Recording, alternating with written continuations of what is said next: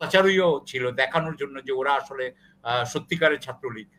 এখন দেখা গেছে যে না, তারা শিবিরের কর্মী ছিল, মানে ঢাকা ইউনিভার্সিটি বা অন্যান্য ইউনিভার্সিটিতে। তো তার মানে প্রতারণা এবং রাজনীতির মধ্যে এক ধরনের, আমাদের দেশে এক ধরনের নিবিড় এদেরকে ধরার ব্যাপারে খুব একটা আগ্রহী না, এটাকে তারা পিছাচ্ছে। এই যে চিটাগংয়ের যে সমন্বয়কের ৫ লাখ টাকা নিয়ে আপনার ভিডিও এসেছে, সেই সমন্বয়কে এখনো দুদক ধরছে না কেন? সেখানে পুলিশ ছিল ৪ জন পুলিশ, তারা পালিয়ে চলে এসেছে। সো এইসব ক্ষেত্রে কি আপনি দেখেছেন যে আমাদের উপদেষ্টারা ঠিক মতো জবাবদিহিতা করে? আপনি কি দেখেছেন যে স্বরাষ্ট্র উপদেষ্টা বলছেন যে আমি রিজাইন করতে চাই? এই যে সরকারটা হলো অন্তর্বর্তীকালীন সরকার, এটা তো সংবিধানে নাই। তাহলে এটা হলো কিভাবে? এটা হচ্ছে গিয়ে আপনার doctrine of necessity, I guess, আপনার সুপ্রিম কোর্টের অ্যাপিলেট ডিভিশনের আপনার রায় অনুযায়ী, যে তারা বলল যে আমাদের এমন এখন অবস্থা যাতে নির্বাচনের আগে এবং এই সময়ের মধ্যে একটা সরকার দরকার, যেটা অন্তর্বর্তীকালীন সরকার বলবো। এটা কিন্তু কোনো আমি সাংবিধানিক কোনো অনুমোদন নাই। ওকে, এখন ওই সময় কি হলো? ওই সময় ডক্টর ইউনূস বললেন যে উনার নিয়োগকর্তা হচ্ছে ছাত্ররা, সেই হিসাবে উনি ছাত্রদেরকে ঢুকিয়ে দিলেন। কারো থেকে উনার জবাবদিহি করতে হয় নাই। সেই সময় আমরা যেহেতু হাসিনার পতন হয়েছে, হাসিনার বিরুদ্ধে সে আমাদের ছাত্রদের যে ভ্যালিয়েন্ট, ছাত্র এবং জনগণের যে ভ্যালিয়েন্ট ফাইট, সেটার কারণে আমরা সবাই চুপ হয়ে থাকলাম। আমরা কিন্তু এটাকে নিয়ে আমরা খুব একটা উচ্চবাচ্য করলাম না, আমরা বললাম যে চলুক। তো তারপরে আপনি জানেন যে আসিফ মাহমুদ সাহেব সম্পর্কে বা অন্যান্যদের সম্পর্কে মানে অনেক সমালোচনা হয়েছে, অনেক কাজে সমালোচনা হয়েছে, দুর্নীতির সমালোচনা হয়েছে, নানান বিষয়ে সমালোচনা হয়েছে। তারপরে নাহিদ ইসলাম বেশ কিছুদিন আগে উনি চলে আসলেন, আর অন্য কেউ আসলো না, মানে বাকি দুইজন মাহফুজ এবং আসিফ মাহমুদ তারা বেরিয়ে আসলো না, তারা এখনো সরকারের মধ্যে আছে।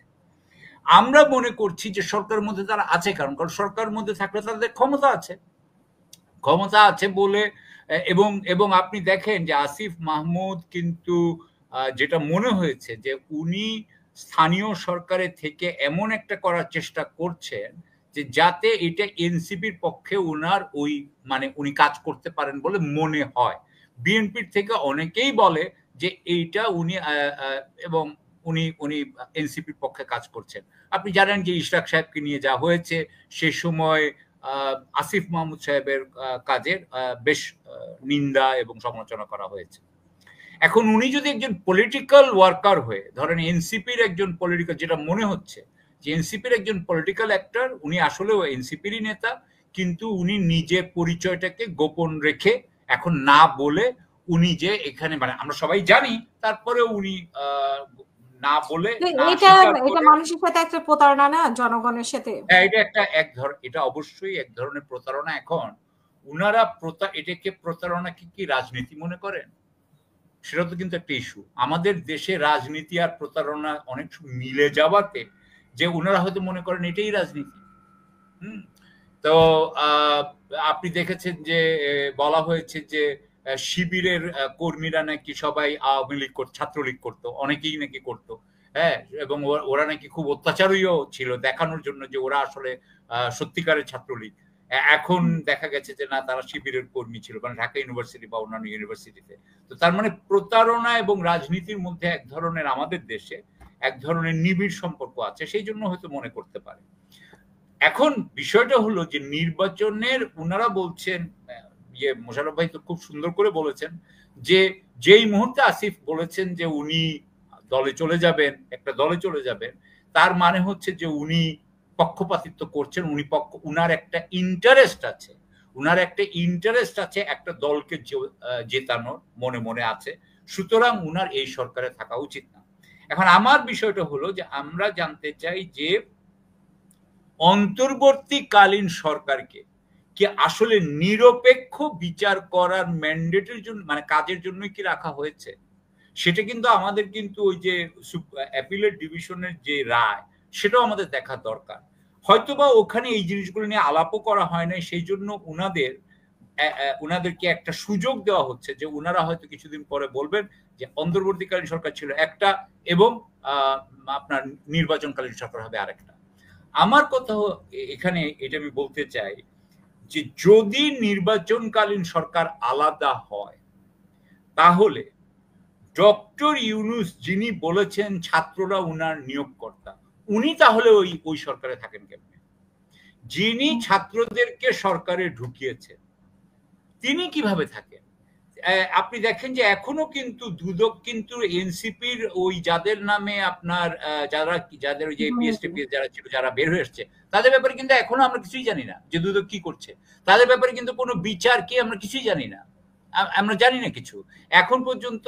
আমরা যে ভিডিও কথা শুনেছি কিন্তু কি তদন্ত হয়েছে, গ্রেফতার তো কেউ হয়নি।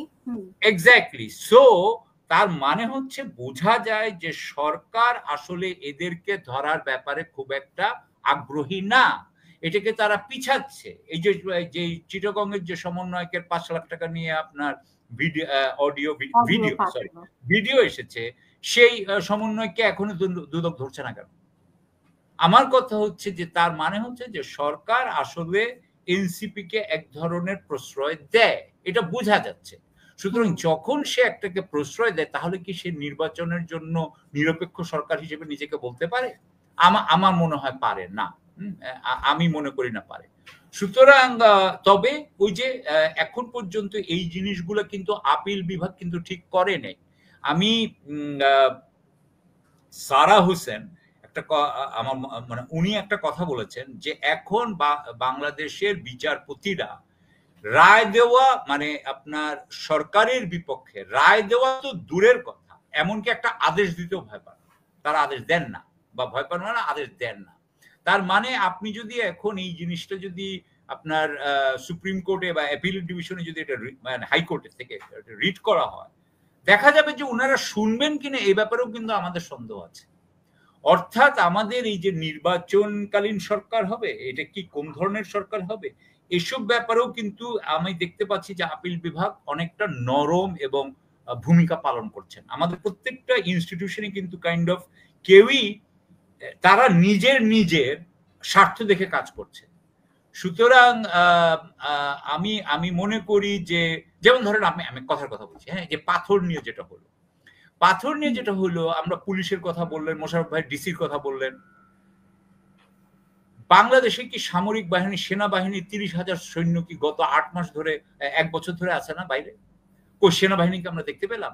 অর্থাৎ সেনাবাহিনীও কিন্তু আপনি মনে রাখেন, এই সেনাবাহিনীর সাথে আপনি 1-11 সেনাবাহিনীর তুলনা করেন, যেই সেনাবাহিনীকে দেখে সবাই ভয় পেত প্রথম 8 মাস, সেই সেনাবাহিনী থেকে কেউ ভয় পায় না। অর্থাৎ সেনাবাহিনীও কিন্তু এই সরকারের সাথে সম্পূর্ণভাবে সহযোগিতা করছে না, তারা তাদের নিজের স্বার্থ বাঁচিয়ে চলছে, কোর্ট তার স্বার্থ বাঁচিয়ে চলছে, সরকার তার স্বার্থ বাঁচিয়ে চলছে। সুতরাং আমি মনে করছি যে এটা এক ধরনের আপনার চরম নৈরাজ্যই, আমি বলবো নৈরাজ্যই হচ্ছে। এবং পুলিশ এখনো আপনার খায়রুল হককে খুনের মামলা দিয়ে ধরছে, এটা এক ধরনের নৈরাজ্য। এবং এই নৈরাজ্যের ব্যাপারে কিন্তু ডক্টর ইউনূস অনেকটা, আমি ওনার প্রতি সম্মান রেখে বলছি, উনি অনেকটা সেই নিরোর মতো বাঁশি বাজাচ্ছেন, যে উনি আসলে যে এটা পারছেন না এবং সেই ব্যাপারে উনার কোনো সিরিয়াস, আমার মনে হয় উনার কোনো হতাশা বা সিরিয়াস কোনো এফার্ট উনার নাই। উনি এখন যাচ্ছেন মালয়েশিয়াতে, যে উনি 8টা ইয়ে করছেন, আপনার এমওইউ সাইন করছেন, হ্যাঁ, কিন্তু আমার মনে হয় যে এইখানকার প্রতিটা জায়গায় উনাদের যেই আপনার ইয়ে হয়েছে, প্রতিটা জায়গায় বলবো না, অনেক জায়গায় ওনাদের যে ব্যর্থতাগুলো হয়েছে, যেমন ধরেন আপনি সেটা স্বাস্থ্য খাতে বলেন, আমাদের আহতদেরকে নিয়ে বলেন, অথবা আপনি আইন শৃঙ্খলা নিয়ে বলেন। এই যে যেমন গতকালকে বোধহয় 2জন লোককে মেরে ফেলেছে, আপনার পিটিয়ে মেরেছে, এবং সবাই ভিডিও দেখছে। সেখানে পুলিশ ছিল, 4 জন পুলিশ, তারা পালিয়ে চলে এসেছে। সো এইসব ক্ষেত্রে কি আপনি দেখেছেন যে আমাদের উপদেষ্টারা ঠিক মতো জবাবদিহিতা করে? আপনি কি দেখেছেন যে স্বরাষ্ট্র উপদেষ্টা বলছেন যে আমি রিজাইন করতে চাই? একটা উপদেষ্টাও রিজাইন, উনিও ঠিক